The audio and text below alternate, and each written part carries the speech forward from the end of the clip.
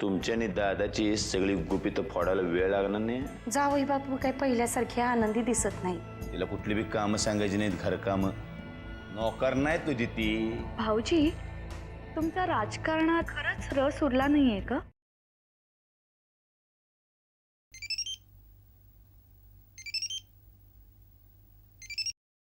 बोला वामन दादा. जानकी, कशी आहेस? दादा कसा आहे? मी ठीक आहे, हे पण बरे आहे.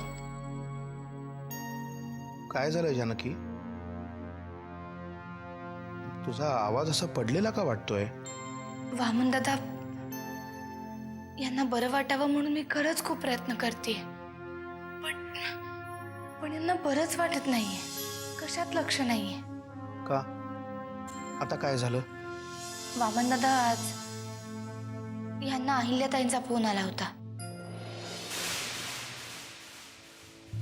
अहिल्याचा फोन आला होता दादाला? कशासाठी? रमावतीतून निवडणुकीसाठी उभं राहू का असं विचारत होत्या. मी काय करू या बाईचं? तिने एकदम दादालाच फोन केला होता डायरेक्ट? हो, मी तिथेच होते. मग मला म्हणाले, जर अहिल्याताईंना निवडणुकीला उभं राहायचं असेल तर माझी काही हरकत नाहीये म्हणून.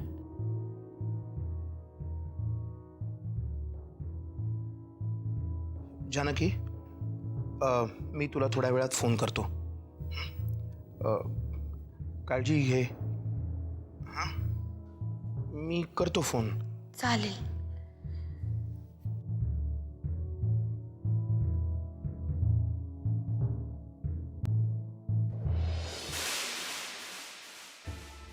काय किल्लेदारीन बाई, कसा झाला सकाळचा नाश्ता?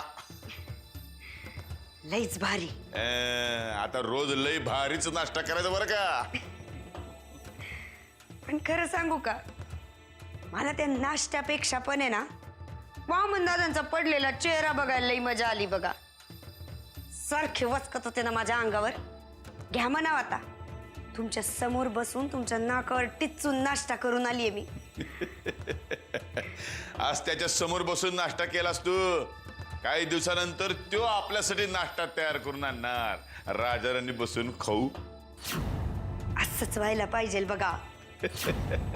असंच होणार ग राणी माझी, असंच होणार. दादाचा विषय काढला की तो वामण्या सारखा मला मोराचकरची भीती दाखवतो. आता असा खेळ खेळतो की नाही मी, सगळ्या घरातल्यांची बोबडीच वळेल. तुम्ही फक्त माझ्या बरोबर राहा बघा. मग आपण आहे ना, घरातल्या सगळ्या माणसांची ना बोलतीच बंद करून टाकू.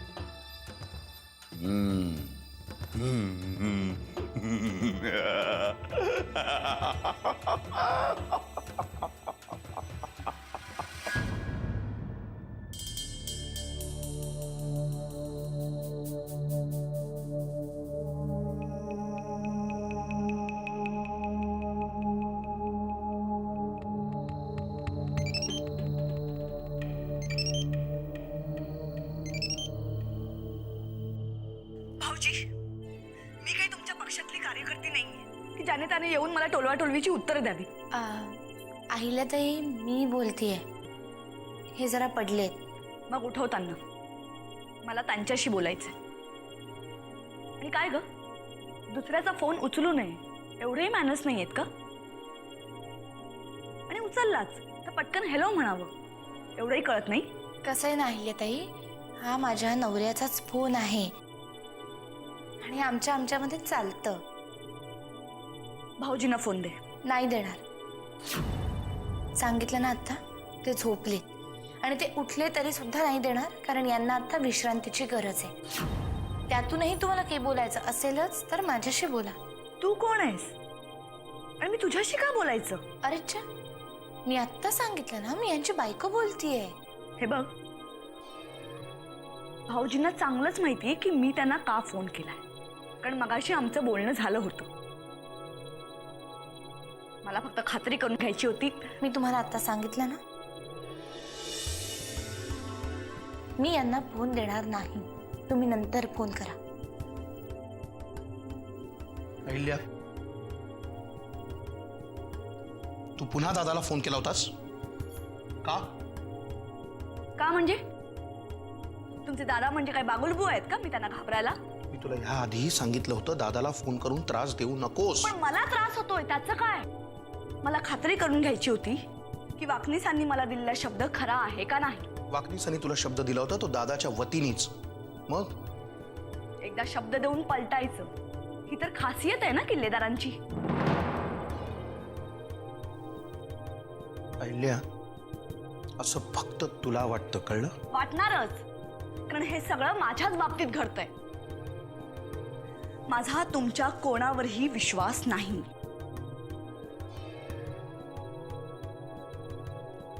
बास अहिल्या, बास. थांबव हा सगळा बालिशपणा. मला कीव येते तुझी, तुझ्या बुद्धीची. एक दिवस अशी तोंडघशी पडशील ना तेव्हा उचलायलाही कोणी यायचं नाही, लक्षात ठेव. तसं झालंच ना तर माझं माहेर मला मदत करायला खंबीर आहे. आणि हो, एक गोष्ट लक्षात ठेवा, माझं माहेर आजही किल्लेदारांपेक्षा मोठंच आहे.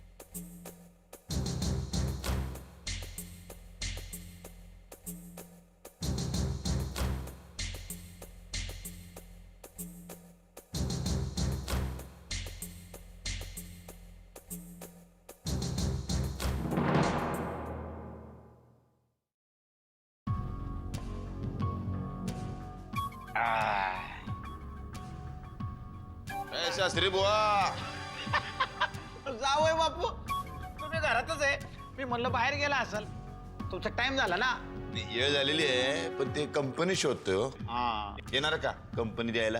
मी आपण घेत नाही ना. असं आहे व्हय. आपण फक्त काजू खाणाऱ्यातले, ज्यूस का काय म्हणतात ते पिणाऱ्यातले. चांगलंय चांगलंय. मी येणार का काजू खायला? फुकटात मिळतं, खा आम्हाला. चालतंय की, त्याला काय. बरं काय प्रॉब्लेम नाही ना?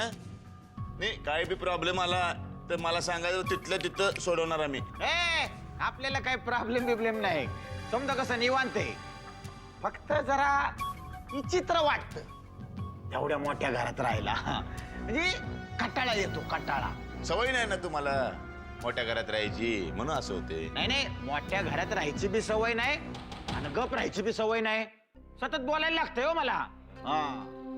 आपण एक गोष्ट आहे, या घरातली माणसं आहेत ना, समधी कशी शिष्ट आहेत, शिष्ट. म्हणजे बोलायला गेलं तर अंगावर धावून येतील की काय असं वाटतंय. वाटते नाही, धावून येतातच. पिसाळलेल्या कुत्र्यावानी, कळलं की नाही? ते त्यांच्याशी बोलायला जाऊच नका तुम्ही. जे काय बोलायचं मनातले ते माझ्याशी बोलायचे. खरंच खरंच, हा एकच देव माणूस आहे घरात. नाव काय माझे? परशुराम. म्हणून नाही तसं ते. बरं जावई बापू, काय ते माझ्या कामाचं कुठपर्यंत आलं? कुठलं काम? आता आहे का? अहो ते तुम्हाला फोटो नव्हते का दिलते ते पिक्चर मधल्या लोकांना द्यायला? फोटो हा ते पिक्चरच होय. झालं की बोललो की त्यांना मी. त्यांना बोलून ठेवलंय, म्हणलं शाहरुखला बी हलवून टाकलं, असा कलावंत आहे म्हणले. मग लय झाक कलावंत, लय भारी म्हणलं. अशी स्तुती केली की तुमची उडालच ते. काय म्हणले मग ते? काय नाही, येतो म्हणले. म्हणले म्हणजे मी परशुरामनी सांगितलं घ्यायलाच लागणार की नाही. म्हणजे काय, पण म्हणले काय छोटा रोल आहे जरा. म्हणजे पहिल्यापासून शेवटापर्यंत आहे, पण रोल छोटा आहे म्हणले. एकदम इम्पॉर्टंट रोल आहे बरं का. पण एक प्रॉब्लेम आहे. काय? ते म्हणले नाव घाणेरडं आहे. बाजाजीराव बोडके. तुमचं नाव चांगलं आहे हो, सिनेमासाठी घाणेरडं आहे. बाजाजीराव म्हणल्यावर येणार कोण थिएटरला? असं काय करताय? अहो ती दिलीप कुमारचं कसं नाव बदलले. काय? त्याचं पहिलं नाव काय होतं माहिती का? योसोफप असं काय ते होतं. योसोफप होतं नाव. तर मग त्याचं नाव बदललं, तो हिट झाला. तसं म्हणले बाजाजीरावचं काहीतरी बनवा म्हणले. काय मी सुचवलं त्यांना बाजारो. बाजारो? हे काय नाव बाजारो? म्हणजे बाजाजीरावचं बाजा आणि रोशन मधलं रोशन. बाजारो म्हणजे पजेरो गाडी कशी असते तसं येऊ बाजारो. हिट होणार तुम्ही. पण तोपर्यंत इथला रोल चांगला वाटवायचा बरं का काकाचा. चालेल चालेल. इथं गडबड झाली की तिथं गडबड. मग मी बॅग भरू. कशाला? शूटिंगला जायचंय ना? नाही नाही नाही नाही. एवढा शूटिंग नाही काय नाही अजून त्याला वेळ असते. मोठे मोठे पिक्चर असते की दमादमान करायचे असतात ते. बर, बर. ते मला म्हणले वेळ आली की डेट देतो. डेट डेट मला होय. एकदम 10-12 डेट देणार तुला. डायरी बिरी घेऊन ठेव लिवायला. डायरेक्ट घेतोच की. बरं आता मी निघतो हा आणि काजू खायची वेळ झाली की बोलवतो. हा येणार नव्हे? इथंच आहे. हा, हा. या, या, हा.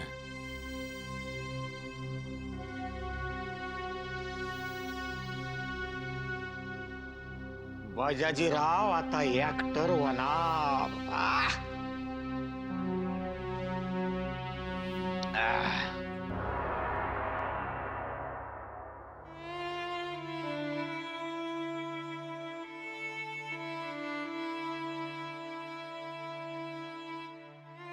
जेवायला चला. मला भूक नाही जानकी, तू जेवून घे. तुम्हालाही माहिती मी असं करणार नाहीये. तुमच्या डोक्यातून नंदिनीचा विचार जात नाहीये कारण तुम्ही दुसरा कुठला विचारच नाही करत आहात. विचार करण्यापलीकडे दुसरं काहीही उरलेलं नाही माझ्या हातात. तुम्ही अजूनही तिच्यासाठी बरंच काही करू शकता. तिच्यासाठी फक्त एकच गोष्ट करण्यासारखी होती, तिचा अंत्यविधी. तेवढंच मी करू शकत होतो. आता काय करणार? नंदिनीने ज्या कारणासाठी शस्त्र हातात घेतलं होतं ते कारण संपलेलं नाहीये. ते कारण अजूनही तसंच आहे. आणि जरा विचार केला तर तुम्ही अजूनही बरंच काही करू शकता हे तुमच्याही लक्षात येईल. ती आता जिवंत नाहीये जानकी. मला वाचवण्याच्या नादात ती गेली. पण ती तुम्हाला वाचवण्याचा प्रयत्न का करत होती याचा विचार करा ना. तिला माहिती होतं की तिथून बाहेर पडल्यानंतर तुम्ही त्यांचे प्रश्न सोडवाल, त्याच्यासाठी प्रयत्न कराल. आणि हे सगळं तुम्ही फक्त राजकारणात राहूनच करू शकता. माझी आई गेली तेव्हा इतकाच अस्वस्थ झालो होतो. पण ती अस्वस्थता तुम्ही चांगल्या कामासाठी वापरली आणि त्यातूनच रमावतीचा कायापालट झाला. तसंच हेही करा ना. त्यांचे प्रश्न सोडवा. आणि तीच नंदिनीला तुम्ही वाहिलेली सगळ्यात मोठी श्रद्धांजली असेल. हा विचार करणं सोडून द्या.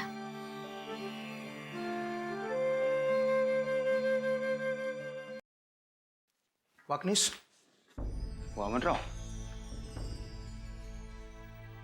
घरी निघाला होतात? 2 मिनिटं आहेत बोलायला? हो बोला ना. काही काम होतं का? वाकनीस, अहिल्याशी तुमचं बोलणं झाल्यानंतर तुम्ही पुन्हा दादाशी बोललात काही? नाही अजून. म्हटलं साहेब विश्रांतीसाठी तिकडे गेलेत तर उगाच त्रास कशाला द्यायचा. पण का म्हणजे काही बोलायचंय का? नाही. तुम्ही बोलायच्या आधीच अहिल्यानी दादाला फोन केला आणि सगळं बोलली ती त्याच्याशी. काय? खरं आश्चर्य पुढेच आहे. अहिल्या निवडणुकीला उभी राहतीये हे दादालाही मान्य आहे. साहेब तसं म्हणाले? नाही, प्रत्यक्ष म्हणाला नाही तिला तसं, पण जानकीने सांगितलं मला. जानकीचा फोन झाला माझा तेव्हा जानकी म्हणाली की अहिल्याने असा गोंधळ घालून ठेवलाय सगळा. वामनराव असं झालं असेल तर साहेबांनी अहिल्या वहिनींना कुठलाही निर्णय द्यायच्या आत आपल्याला साहेबांशी बोलायला पाहिजे. तोच विचार मी पण करतोय ना वाकनीस.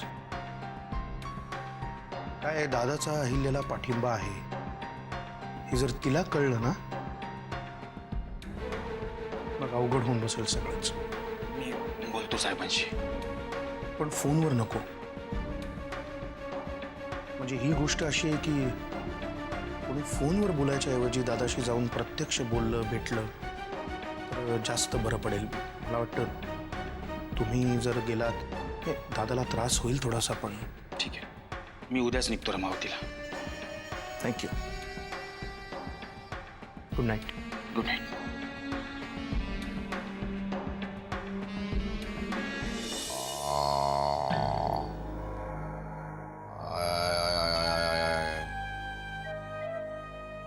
राणी, तुझं एकटीच प्रेम आहे बघ माझ्यावर. मग तुम्हालाच कळत नाही ते. मग काय न कळतं बोललोय आता. तसं नाही. प्रेम कळतंय तर मग एखादी भेटा नवी बायकोला. म्हणजे एखादी साडी आणावी, एखादा दागिना आणावा. इथे माझेच पैसे पुरत नाहीत मला. तुला कुठं आणू साडी आणि दागिने? हे किल्लेदार लोक कशी वागणूक देतात माहितीये ना वे? माहितीये मला. एकाला एक आणि दुसऱ्याला दुसरं असं वागवतात ते. म्हणून तर राग येतो ना मला. आणि आतापासूनच नाही, लहानपणापासूनच आहे. म्हणजे म्हात्रे की नाही आत्याबाई, डेंबीजबाई, ती काय करायची माहिती काय? वामने आणि नरसिंह त्यांच्या पाठीवर कौतुकाने असा हात फिरवायची आणि माझ्या पाठीवर मात्र सारखे धपाटे मारायची. अगं माझ्या आईला बी लई छळले हिनं म्हातारीनं. तिच्या छळाला कंटाळून शेवटी आई मेली. काय सांगू तुला? जाऊ द्या जाऊ द्या. अहो पण ही जुनी गोष्ट झाली ना. आता तर डाव आपल्या हातात आहे ना. आता आपणच इंगा दाखवू यांना. हिंगा दाखवायला हातात पैसे लागतात. आपल्याकडे काय आहे? फक्त पॉकेट मनी. तुमच्या दादांच्या हातात तरी कुठे स्वतःचे पैसे? सगळे बापदादांनी कमवलेली तर इस्टेट आहे. हो, पण ती एस्टेट त्यांच्यात वाटून घेणार. आपल्या हातामध्ये ठेंगा. अहो आपल्याला नाही मिळाली तरी आपल्या पुढच्या पिढीला तर मिळेल. त्याचा आशेवर होतो गे. आणि दरिद्री सुमित्रा, तिला झाली पोरगी. तिला झाली असेल पोरगी. मला पोरगा होऊ शकतो की. तुला होऊन उपयोग काय? जानकीनं आधी नंबर लावलाय. ते आपलं पोरग सेकंड हँड. कळ काय? म्हणजे काय होणार? ते झालं की त्याला बी परशुराम सारखीच वागणूक मिळणार. आपलं पोरग सेकंड हँड व्हायला जानकीचं पोरग या जगात तर आलं पाहिजे ना. म्हणजे म्हणजे माझ्यावर जी वेळ आली तीच वेळ जानकीवर आली तर माझ्या पोराचं जे काय झालं तसंच जानकीच्या बी पोराचं झालं तर.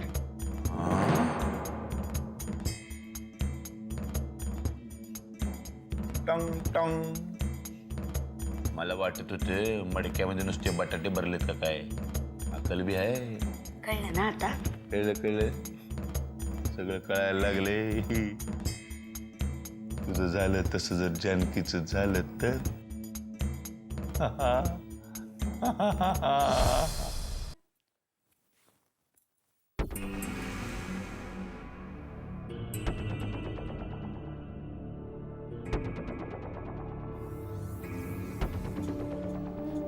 ताई हे घे. ताई ताई काय होतंय? ताई ओ बाबा, बाबा लवकर या, ताईला चक्कर आली आहे. काय झालं? ए जानकी पोरी, अगं काय झालं? अरे काय झालं का हिला? ती हंतरून टाकत होती तर तिला अचानक चक्कर आली. हे देवा पांडुरंगा, आता ही पण घरात नाही, काय करू? तुझ्या डॉक्टरला बोलव आणि येताना आईला पण घेऊन ये. हा ठीक आहे. जानकी, ए पोरी, अगं बघ काय झालं तुला? जानकी, ए पोरी.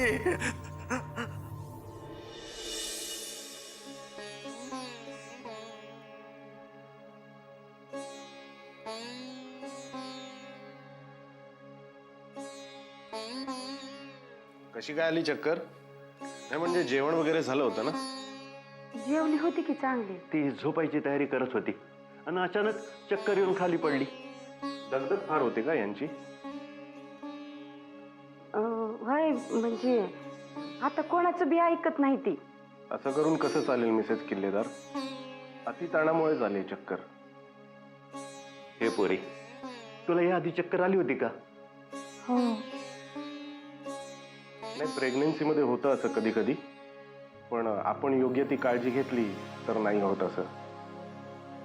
आणि ही जबाबदारी तुम्हा सगळ्यांचीच आहे. यांना पूर्ण आराम मिळायला हवा, नाहीतर बाळाचं आरोग्य धोक्यात येऊ शकतं. What do you suggest doctor? यांच्या गायनाकोलॉजिस्ट कडून पूर्ण व्यवस्थित चेकअप करून घेतलं पाहिजे, एवढंच सांगू शकतो मी. बाकी आत्तापुरती काही औषधं लिहून देतो मी, तुम्ही चला माझ्यासोबत. यांना आरामाची खूप गरज आहे. आम्ही काळजी घेऊ डॉक्टर.